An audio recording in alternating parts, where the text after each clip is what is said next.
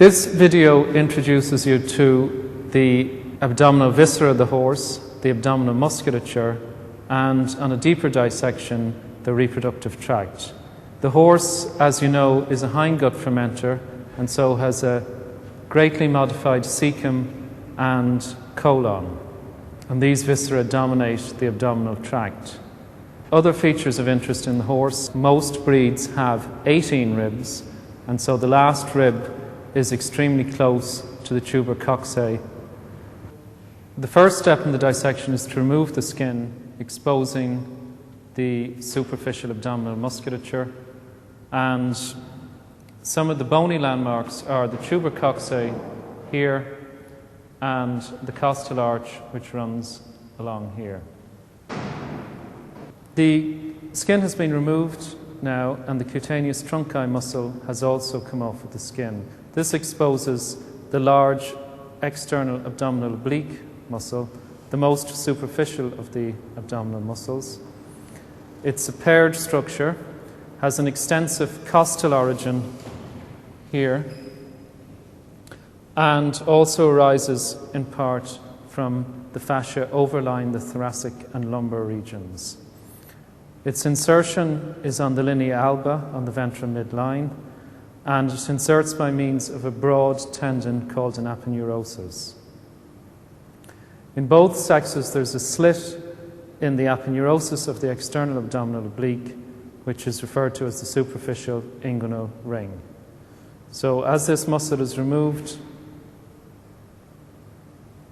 it exposes the internal abdominal oblique. The fibers of the external oblique run in a caudoventral direction, and as you can see, the fibers of the internal abdominal oblique run in a cranioventral direction.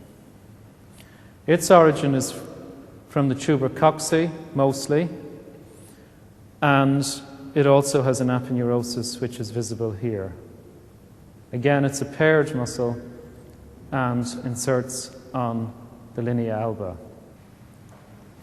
Removing the internal abdominal oblique exposes the transversus abdominis. Its fibers run in a dorsoventral direction, and on its surface, the spinal nerves that innervate the muscles of the abdominal wall are visible. It originates from the thoracolumbar fascia and also inserts on the linea alba. A paired ventral muscle, the rectus abdominis muscles, lie on either side of the linea alba, and these insert on the pubis, and their tendon of insertion is called the prepubic tendon. So moving the transversus abdominis away from the abdominal wall exposes the parietal peritoneum, which coats the interior of the abdominal cavity. The visceral peritoneum lines the organs of the abdominal cavity. As you know, peritoneum is a simple squamous epithelium, and it secretes a small amount of peritoneal fluid which helps to lubricate the viscera and prevents them from sticking together. The peritoneum is also richly innervated, and much abdominal pain is sensed through the pain receptors in the peritoneum. The abdominal muscles and parietal peritoneum have now been removed, and the huge cecum is visible. The base of the cecum lies on the right side of the abdomen in the caudal portion. The base is so extensive that it has grown out of the peritoneal cavity and is attached to the body wall. The ileum enters at the base, and the right ventral colon, the first part of the ascending colon, leaves the base of the cecum. You can clearly see the saculations on the cecum, which are formed by longitudinal bands of smooth muscle called taenia. The apex of the cecum lies close to the xiphoid process on the ventral midline.